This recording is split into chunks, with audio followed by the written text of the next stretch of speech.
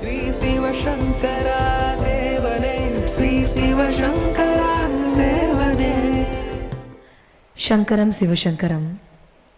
Question from Govindan sir. ஒடிசாவில் உள்ள பூரி ஜெகநாத் ஆலய ரத யாத்திரை தற்போது மிக விமர்சையாக நடந்து வருகிறது. நமது ஊர்களில் நடக்கும் தேரோட்டத்திற்கும் இதற்கும் என்ன வித்தியாசம்? ரத யாத்திரை பூரியில் மட்டும் இவ்வளவு விமர்சையாக கொண்டாடப்படுவதற்கான காரணங்கள் என்ன? ஒரிசாவில் ஒரு ராஜா இருந்தான். அவன் காட்டுக்குள்ளே வேட்டையாட போன போது ஒரு பெரிய சாமி இல்லையா, இப்போது நீங்கள் பார்க்குறீங்களே இங்கே சாமி ஒரிசா பூரி ஜெகநாத், அது யாருன்னா கிருஷ்ணர், இது பலராமர், கிருஷ்ணர், சுபந்திரை அவங்க சிஸ்டர்.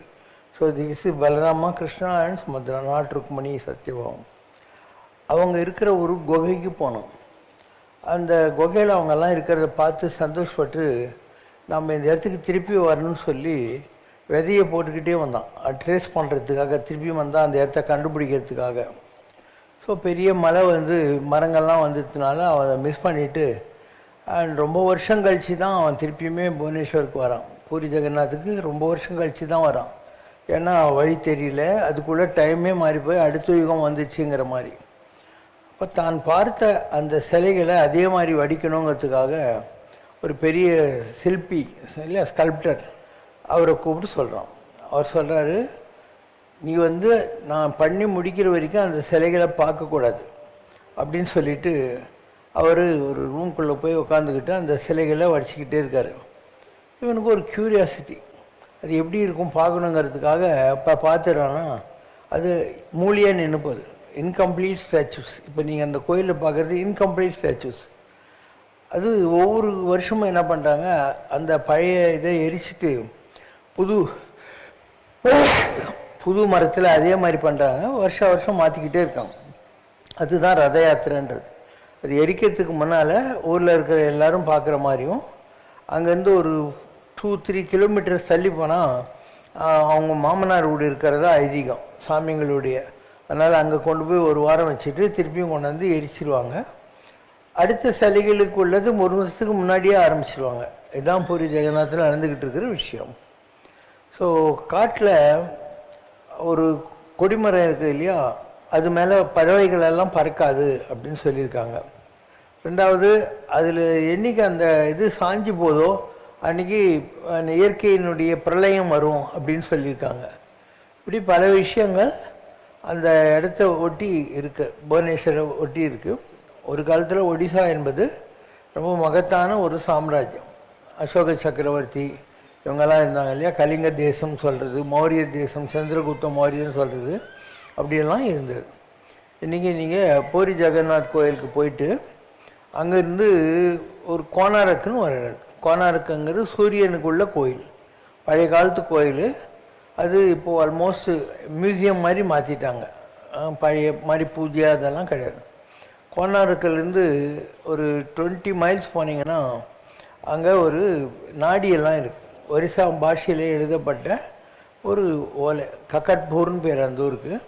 அந்த கக்கட்பூரில் நாடிகளெல்லாம் இருக்குது அந்த ஓலையில் எழுதுந்து.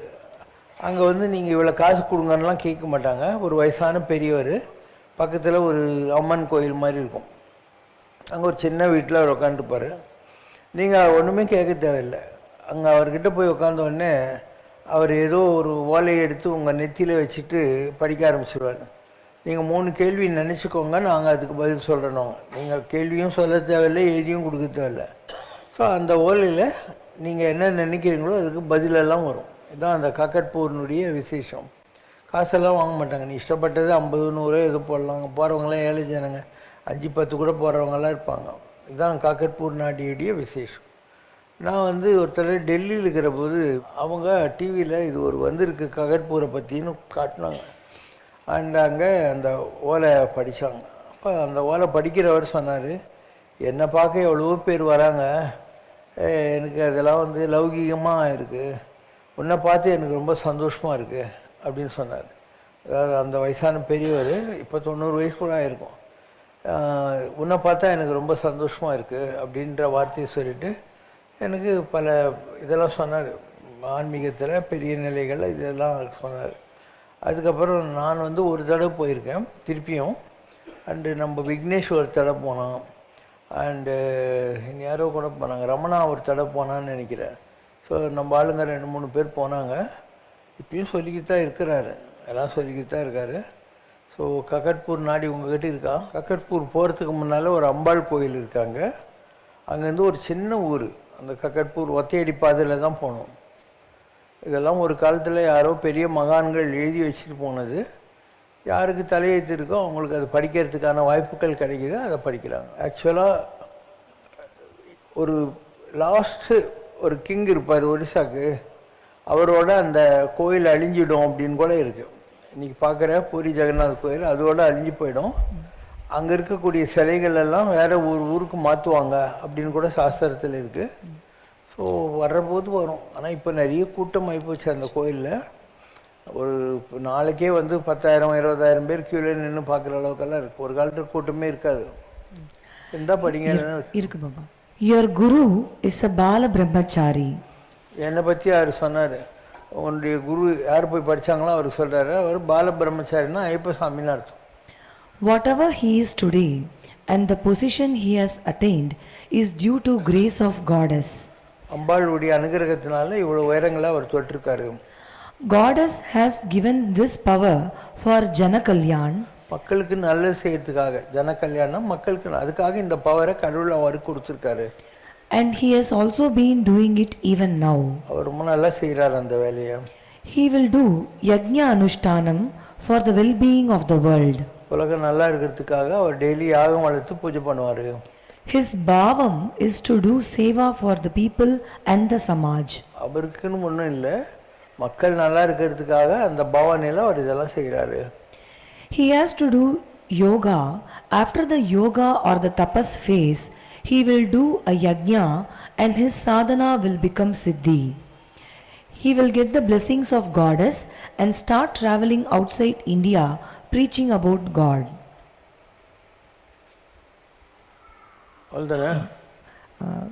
Few people consider him as God and have இப்போதைக்கு அவருடைய மகிமை கொஞ்சம் பேருக்கு தான் தெரியும். வரக்கூடிய காலத்தில் எல்லாரும் தெரிஞ்சுக்குவாங்க. And have tasted this sweetness, but it will take time for the world to taste that sweetness. Time வர்றபோது இன்னும் நிறைய பேருக்கு தெரியும். இப்போதைக்கு கொஞ்சம் பேருக்கு தான் அவரை பற்றி தெரியும். இது கக்கட்பூரில் வந்தது. இப்போயும் இருக்கார், அந்த பெரிய ஊரோடு இருக்கார், வயசாகிடுச்சு. அதனால் அவர் சொன்னது தான் அது. எவ்வளோ பேர் வராங்க, எனக்கு ஒன்றை பார்த்தா ரொம்ப சந்தோஷம்ன்ட்டு. வேறு சில இடங்கள்லையும் இந்த ஓலை இருக்குது, பட் எந்த அளவுக்கு ஜெனுவின்னு நமக்கு தெரியாது. இவர் நிஜமாகவே தபசு எதுக்கும் ஆசைப்படாமல் ஓலையில் இருக்கிற மாதிரி படிச்சுட்டு போகிறார். Question next.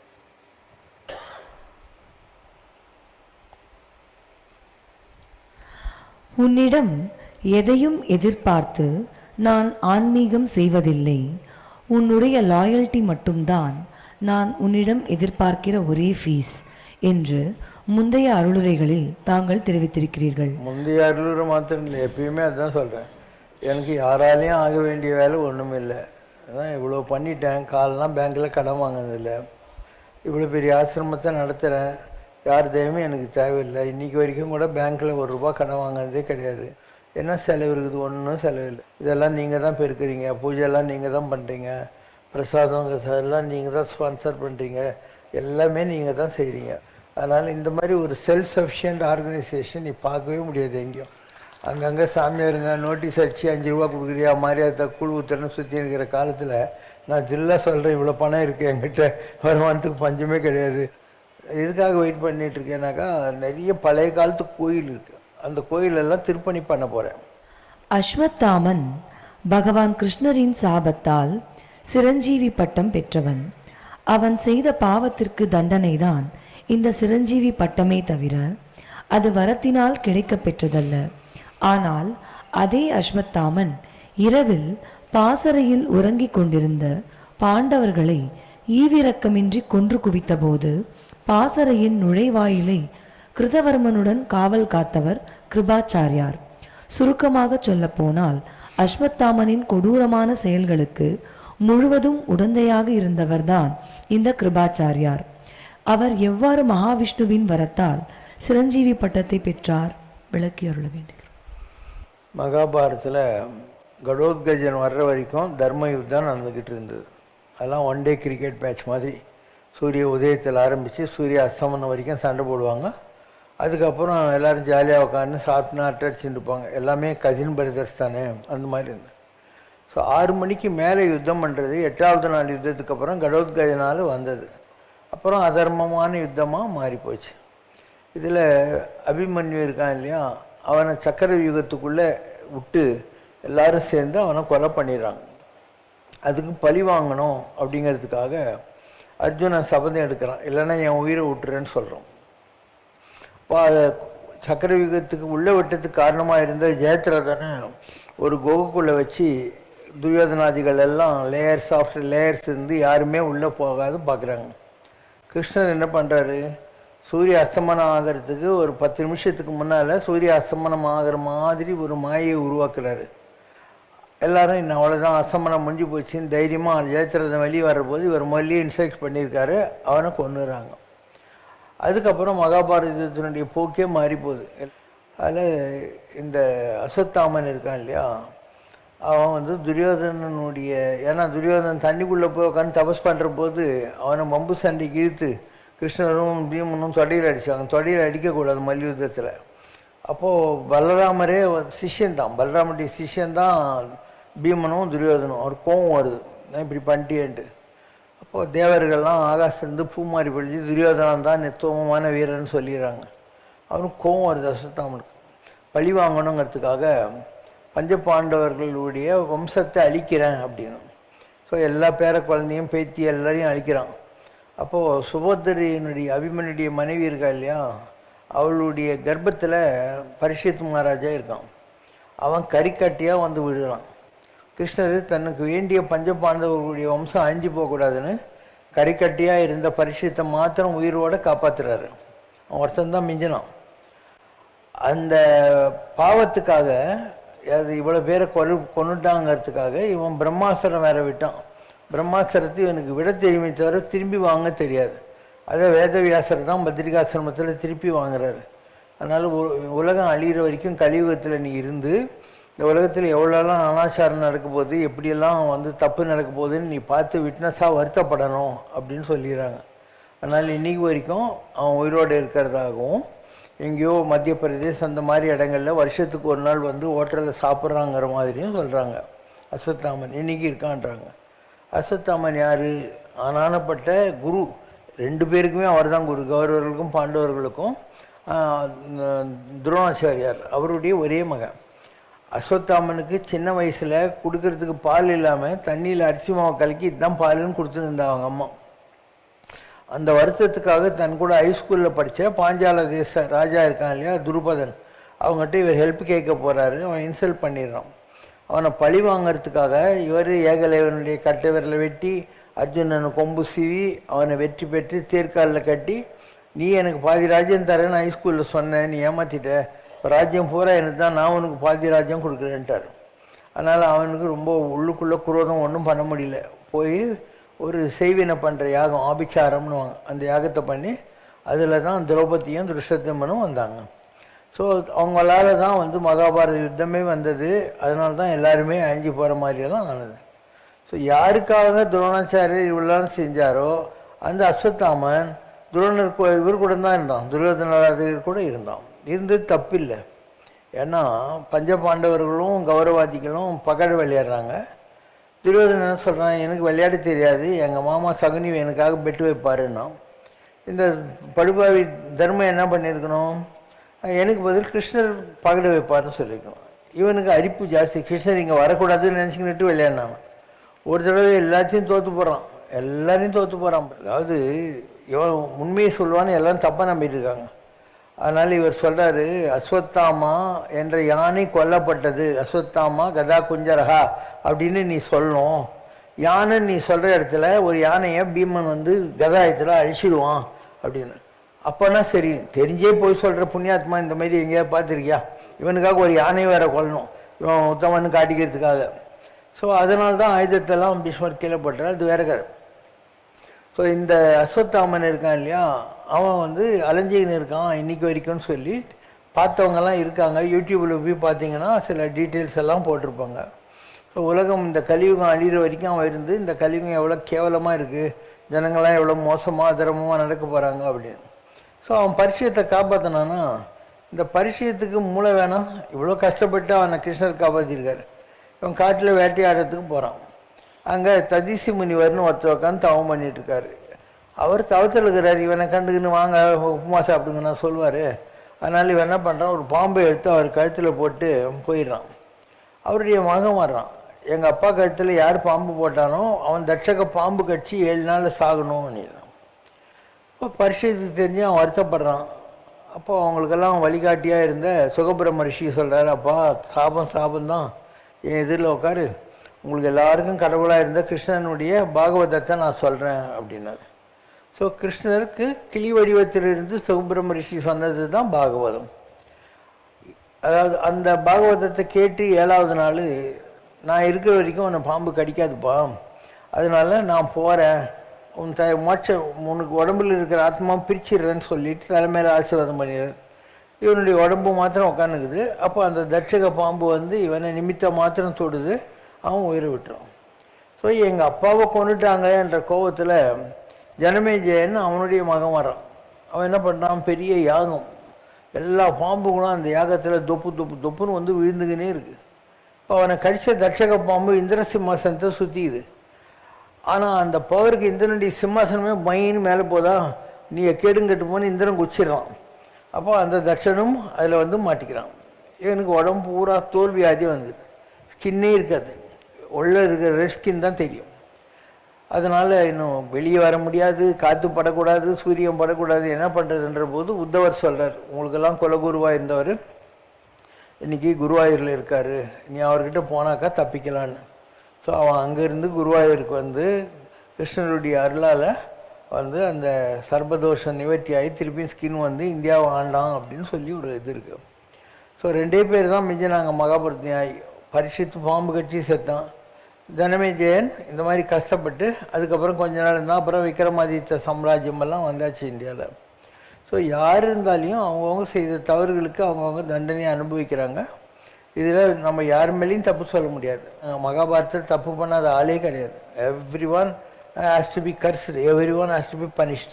என் கர்மாவை நான் தான் அனுபவித்தாக வேண்டும் என்று சொல்லி ராமகிருஷ்ண பரமஹம்சர், யோகி ராம் சுரத்குமார் சுவாமிகள், காஞ்சி பெரியவர் ஆகிய மகான்கள் உடல் ரீதியில் அவர்கள் அனுபவித்த துயரத்தை அவர்களது அடியவர்கள் கேட்டுக்கொண்ட பிறகும் கூட டிரான்ஸ்ஃபர் செய்ய மறுத்துவிட்டனர் என்று தாங்கள் அருளுரைகள் பலவற்றில் தெரிவித்திருக்கிறீர்கள்.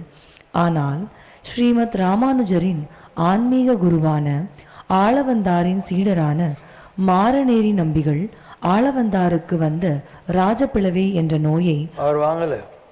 மாரநேரி நம்பிகள் ஆளவந்தாருக்கு சொல்றாரு, உங்களுக்கு வந்த ராஜப்பிளவை வியாதியை எனக்கு கொடுத்துருங்க. அவர் சொல்றாரு, இல்லை என் கர்மாவை நான் தான் அனுபவிக்கணும்னு சொல்லிட்டார். ஸோ எல்லா மகான்களுக்கும் தெரியும், இந்த ஜென்மாவில் நீ தப்பிச்சிட்டா கூட அதே கர்மாவை அடுத்த பிறவியில் நீ அனுபவிக்க வேண்டியிருக்கும். அதனால் ரமணர் ஆகட்டும், ராமகிருஷ்ணன் ஆகட்டும், ராம் சுரத்குமார் சாமி ஆகட்டும், யாராக இருந்தாலும் அவங்க கர்மாவை இன்னொருத்தருக்கு கொடுக்கறதில்லை. ஏன்னா கர்மா என்பது சரீரத்துக்கு தானே, ஆத்மா எதனாலும் பாதிக்கப்படுவதில்லை. ஸோ எந்த கடங்குதோ அதை யாரை கட்டிட்டு போயிடலாம், திருப்பி நம்ம பெண்டிங் வைக்கக்கூடாது அப்படிங்கிறது தான் மகான்களுடைய approach. So every one willingly undergoes karma. They don't want to escape, because if they escape again they have to come and undergo the karma. Physics அது. For every action there is an equal and opposite reaction. ஒவ்வொரு கர்மாக்கும் இணையான எதிரடியான கர்மா அனுபவிச்சு தான் ஆகணும். Accountancy, for every credit there is a corresponding debit. அதனால் தப்பிக்கக்கூடாது. யாராக இருந்தாலும் அதெல்லாம் அனுபவிக்கணும். என்ன ஒரு தும்மல் வந்தால் தும்மிடணும், வாந்தி வந்தால் எத்துடணும், பேதி வந்தால் போகணும். அது ஏன் கண்ட்ரோல் பண்ணி வச்சுன்னு கஷ்டப்படணும் இல்லையா? Every one understands. Ramana Maharishi இருந்தார், அவருக்கு ஷோல்டரில் கேன்சர் இருந்துச்சு. அப்போ வேலூர்லேருந்தெல்லாம் டாக்டருங்க வந்து அவருக்கு சர்ஜரி பண்ணணுன்னாங்க. அவர் சொல்கிறாரு, அனஸ்தீஷியா கொடுத்தீங்கன்னா எனக்கு நினைவு இருக்குமா, கடவுளாக நினைப்பேனாங்கிறாரு. முடியாது அப்படிங்கிறாங்க. அப்படின்னா நான் கஷ்டத்தை தாங்கிக்கிறேன்னு மூக்க மாட்டினார். இந்த கையில் புக்கு வச்சுன்னு இந்த இதில் ஆப்ரேஷன் பண்ணுங்கன்னு சொன்னார். So they undergo, willingly they undergo karma because they want to remember God.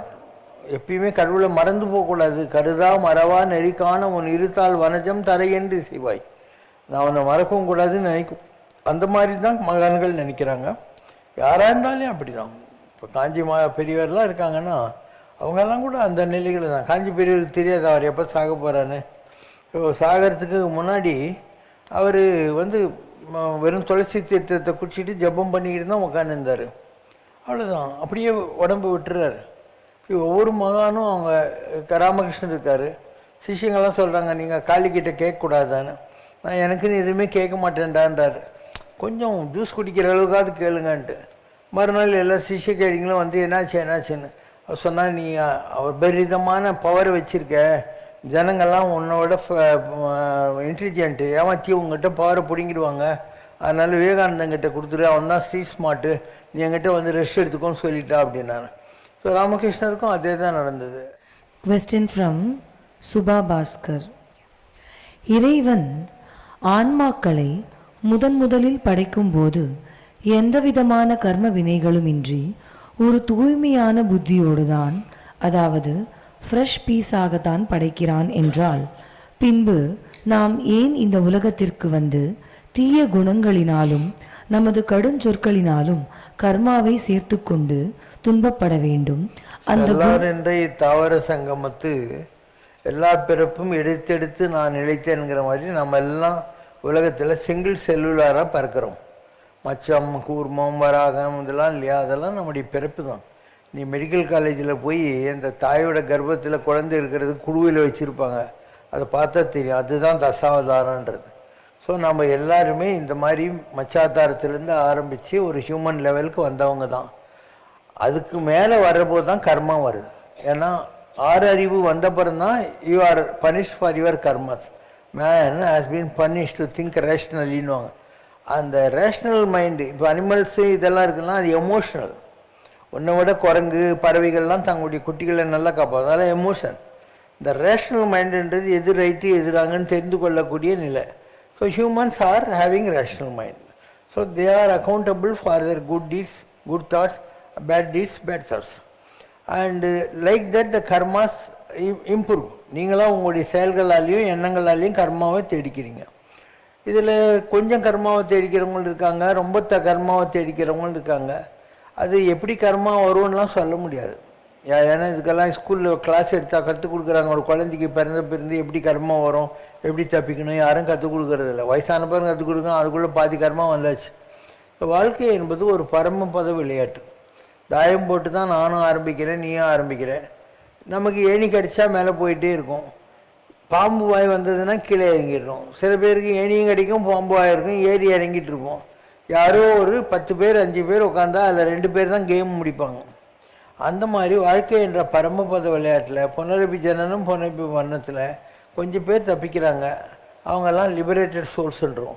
தப்பிக்காதவன் இந்த கேம் ஓடிக்கினேக்குதான், அதே மாதிரி தான். அதனால தான் அவங்கள வைகுண்ட ஏகாதசி, மகாசிவராத்திரிக்கெல்லாம் இந்த ஸ்னேக் அண்ட் லேடர் கேம் பரமபதம் விளையாடுங்கன்றது விளையாட்டுக்காக சொல்லலை, அது தூக்கம் முடிக்கிறதுக்காக சொல்லலை. இதுதாண்டா வாழ்க்கை, உருப்பட பாரு அப்படின்னு சொல்கிறது. புண்ணியங்களை செஞ்சு மேலே போக பாரு, பாவம் பண்ணி கீழே இறங்காது அப்படிங்கிறதுக்கு தான் அந்த கேமெல்லாம் வச்சாங்க. ஸோ நாம் ஜாகிரதையாக இருக்கணும். கடவுள் நம்மக்கிட்ட மெய், வாய், கண், மூக்கு, செவின்னு 5 இருக்கார். மெய்னா உடம்பு, வாய் தெரியும், கண்ணு தெரியும், மூக்கு, காது. பார்ப்பான் நகத்திலே பார்ப்பசு 5 உண்டு. பார்ப்பான்னா ஐரு கிடையாது. இந்த பர்சன் ஹூ பிஹோல்ஸ் திஸ் வேர்ல்டு, பார்க்கிறவன், இந்த ஆன்லுக்கர்னு வச்சுக்கோ. அகத்திலேன்னா அவன் உடம்புக்குள்ள. பால் பசு 5 உண்டு. மெய், வாய், கண்முக்கு, செவி. பார்ப்பசு 5ம் பாலை சொறிவன. எல்லாமே உனக்கு நல்லதுக்கு தான் கடவுள் கொடுத்துருக்காரு. கண்ணை வச்சு நல்லது பாரு, காதை வச்சு நல்லது கேளு, வாய் வச்சு நல்லது பேசு, உடம்பு வச்சு கோயில் குளம் சுத்து, புண்ணியத்தை தேடிக்கோ. எல்லாமே உனக்கு நல்லதுக்கு தான் கடவுள் கொடுத்துருக்காரு. ஆனால் மனிதர்கள் என்ன செய்கிறாங்க? கண்ணை வச்சு நல்லதை தேடாமல் கண்டதை பார்க்குறானுங்க, காதை வச்சு கண்டதை கேட்குறானுங்க, வாய் வச்சு மற்றவங்க கஷ்டத்துக்கு காரணமாக ஆயிடுறாங்க, உடம்பு வச்சு கெட்டதெல்லாம் தேடுறாங்க. அப்போது பால் பசு பாலை சொரியணுங்கிறதுக்காக கடவுள் கொடுத்தா, நீ அதை வச்சு உனக்கு நீயே வம்பு வளர்த்துக்கிறியா இல்லையா? இதுதான் வாழ்க்கை என்பது. வம்பு வளர்க்காமல் யார் இருக்கானோ அவன் தப்பிச்சிடலாம், எப்படி இருந்தாலும் தப்பிச்சிடலாம். ஐயுணர்வு எய்திய கண்ணும் பயனின்றே மெய்வாய் கண்முக்கு செய்யணும் 5 உணர்வுகள் இருக்குது. இந்த 5 இருந்து கூட எல்லாத்தையும் வேஸ்ட் பண்ணுறவங்க இருக்காங்க. மெய் உணர்வு அன்பில் இருக்குங்கிறார். கடவுளிடத்தை தேடணும் அப்படின்னு. இப்போ know God, KNOW, know God, KNOW, know peace. No NO no God, NO no peace. So வாலறிவன் நற்றால் தோழாரேன், கற்றதனால் ஆயப்பயன் என்கொள் வாலறிவன் நற்றால் தோழாரேன். இந்த அறிவு கிரிவு ஆற்றல்லாம் எதுக்காக? கடவுளை கும்பிட்டு போகிற வழிக்கு உருப்படுறது தான்.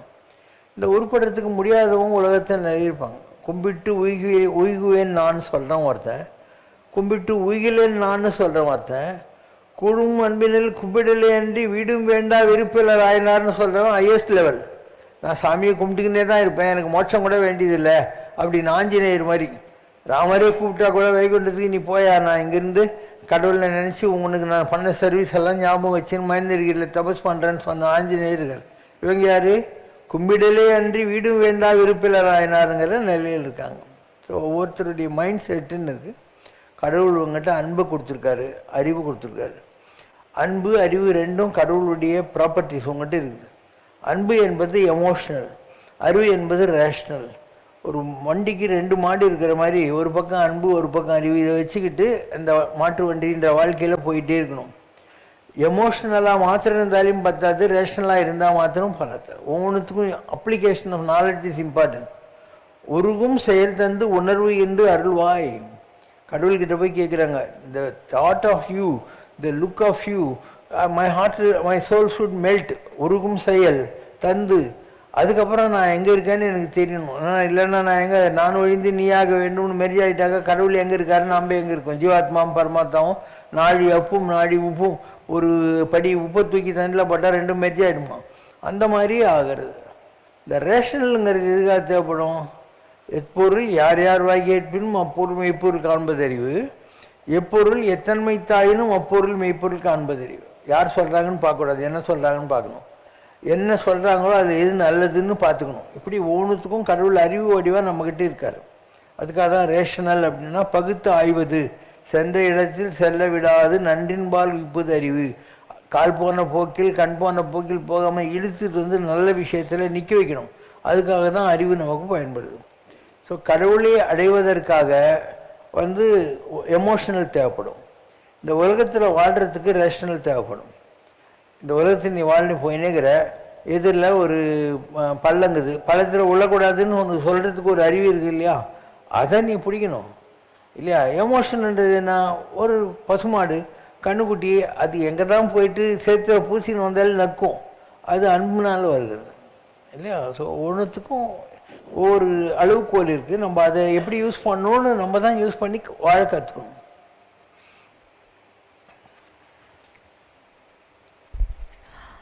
Are Parashurama and Vyasa considered the avatars of Lord Vishnu or Krishna?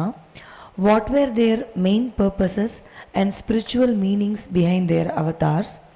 Also, out of the Sabda Kannigal, why does goddess Varahi have the face of a wild boar while the others have human faces? What is the deeper meaning? நார்மலாக ஒரு மேல் form இருந்தால் ஒரு female form இருக்கும். திருப்பதிக்கு நீ போகிற, அங்கே என்ன சொல்கிறாங்க? இது வராக கஷேத்திரம், இங்கே வராகர் தபஸ் பண்ணிட்டு இருந்தார். சீனிவாசன் அங்கே வந்து இந்த இடம் எனக்கு பிடிச்சிருக்குன்னு கேட்டார். இப்போ வராகர் சரிப்பா நீ இங்கே இருந்துக்கோ அப்படின்னா அவருக்கு இடத்த கொடுத்தாரு. அப்போ கண்டிஷன் போட்டாங்க, திருப்பதிக்கு வர்ற எல்லாரும் வராகரை முதல்ல கும்பிட்டுட்டு அதுக்கப்புறம் சீனிவாச பெருமாள் வெங்கடாதிபதியை கும்பிடணுன்னு ரூல்ஸ் போட்டாங்க அப்படின்னும். காஞ்சிபுரத்துக்கு போகிறேன், அங்கே என்ன சொல்லுவாங்க? வரதராஜ சாமி கோயிலினுடைய க்ஷேத்திர பாலகர் யார்? நரசிம்மர். ஸோ நரசிம்மரை கும்பிட்டுட்டு அதுக்கப்புறம் வரதராஜர் கும்பிடணுன்னு அவங்களுக்குள்ள டீல் போட்டுக்கினாங்கன்னு. ஸோ ஒவ்வொரு மேல் பார்ட் ஆஃப் எனர்ஜிக்கும் ஒரு ஃபீமேல் பார்ட் ஆஃப் எனர்ஜி இருந்தே தரும். அப்போ வராகர், வராகி, பிரம்மா, பிரம்மி, நாராயணா, நாராயணி, இப்படி ஒவ்வொன்றுத்துக்கும் ஒரு இது இருக்குது. ஒரு பாசிட்டிவ் நெகட்டிவ் சேர்ந்தால் தான் உலகம் இயங்கும். அதனால் ஃபார் எவ்ரி ஃபீமேல் பார்ட் ஒரு மேல் சோல் ஆல்சோ எக்ஸிஸ்ட், கோ எக்ஸிஸ்ட். நீ வராகரை கும்பிட்டாலும் கும்பிட்டுக்கோ, வராகியை கும்பிட்டாலும் கும்பிட்டுக்கோ, புரியுறதா? அதே மாதிரி தான் கௌமாரின்னா முருகனுடைய ஒரு ஃபார்ம். அது வடநாட்டில் வைஷ்ணவி இருக்குது, அது விஷ்ணுவுடைய ஃபீமேல் ஃபார்ம். அதனால் எந்த கோயிலுக்கு நீ போனாலையும் அங்கே அஷ்டலட்சுமி இருக்கும், சப்த மாதர்கள் இருப்பாங்க. அந்த சப்த மாதர்களுடைய மேல் பார்ட்டி 7 பேர் இருப்பாங்க. ஸோ இது எல்லாமே இருக்கிறது தான். ஜனங்க என்ன பண்ணுறாங்கன்னா, ஒரு மதர்லி கம்பேஷன்னா கொஞ்சம் ஸ்ட்ரிக்டாக இல்லாமல் நமக்கு வரம் சீக்கிரம் கொடுத்துருன்றதுனால மேல் பார்ட்டை விட ஃபீமேல் பார்ட்டை கும்பிட்றாங்க. அவ்வளோதான். இப்போது எஜுகேஷன் டிபார்ட்மெண்ட் யார் பார்க்குறா? சரஸ்வதி பார்க்குறா. ஃபைனான்ஸ் டிபார்ட்மெண்ட் யார் பார்க்குறா? மகாலட்சுமி பார்க்குறா. ஹோம் டிபார்ட்மெண்ட் யார் பார்க்குறாங்க? துர்கை பார்க்குறா. இல்லையா? கடவுள் வந்து ஒவ்வொரு மேல் பார்ட்டுக்கும் ஒரு ஃபீமேல் பார்ட் வச்சு இம்பார்ட்டன்ட் போர்ட்ஃபோலியோஸ் ஆஃப் கேபினெட் பெண்களுக்கும் ஈக்குவலாக கொடுத்துருக்கிறார். So God is a very good prime minister. மயிலாக நான் மாற வேண்டும், வள்ளி மணவாளன் என் தோளில் இளைப்பாற வேண்டும். மயிலாக நான் மாற வேண்டும், குயிலாக நான் மாற வேண்டும். முத்துக்குமரேசன் துதி பாடி பசியார வேண்டும். மயிலாக நான் மாற வேண்டும், மலையாக நான் மாற வேண்டும். எந்தன் மடி மீது வடிவேலன் முடி சூட வேண்டும். படியாக நான் மாற வேண்டும், மெய்யடியார்கள் திருப்பாதம் மிதித்தாட வேண்டும். மயிலாக நான் மாற வேண்டும், வள்ளி மணவாளன் என் தோளில் இளைப்பாற வேண்டும். மயிலாக நான் மாற வேண்டும். உன் க்ஷேத்திரம் உளமே திருக்கோயில், கண்கள் அதன் வாயில், கருத்தே நீ வாழில். உடலே உன் க்ஷேத்திரம் உளமே திருக்கோயில், கரம் கூப்பும் சிரமேலே கசிந்துருகும் விழிநீரே. உனை பாடும் இன்னாவே உணர்ந்து பருகும் செவி பூவே. உடலே உன் க்ஷேத்திரம் உளமே திருக்கோயில், உனை தேடி வரும் கால்கள் உடன் தொடருமோ நவகோள்கள். தன்னை மறந்து உருகும் நெஞ்சம் இனி தலை கொய்திடினும் அஞ்சோ. உடலே உன் க்ஷேத்திரம் உடமே திருக்கோயில், சிவசங்கரம் இலும் முன்னை தவம் செய்து பெற்ற கண்ணை இதுவரினும் இழப்போமோ. உனை பிரியின் பிழைப்போமோ. உடலே ஓம் ஜெய் சிவசங்கரரே சுவாமி ஜகத் பரிபாலகரே. ஆதி சங்கர அவதாரா அநாத ரக்ஷகரே. ஓம் ஜெய் சிவசங்கரரே. அன்னையும் தந்தையும் நீரென்றறிந்தும் அன்பில் நனைகின்றோம் சுவாமி, அன்பில் நனைகின்றோம். ஆசானும் இறையாகிய தேவா நின்னடி பணிகின்றோம். ஓம் ஜெய் சிவசங்கரரே. கைலையை பன்முறை வலம் வந்தாய் ஓ கருணாகர கீர்த்தி. சுவாமி கருணாகர கீர்த்தி. மயிலையில் நின்று வரம் தருகின்றாய் மங்களகர மூர்த்தி. ஓம் ஜெய் சிவசங்கரரே. அம்மையோடு அப்பனென வந்தவர்க்கு மங்களம், ஆசானும் தெய்வமுமாயானவர்க்கு மங்களம். இத்தனை துயர்கள் எல்லாம் தீர்ப்பவர்க்கு மங்களம். ஈஸ்வராவதார சிவசங்கரர்க்கு மங்களம்.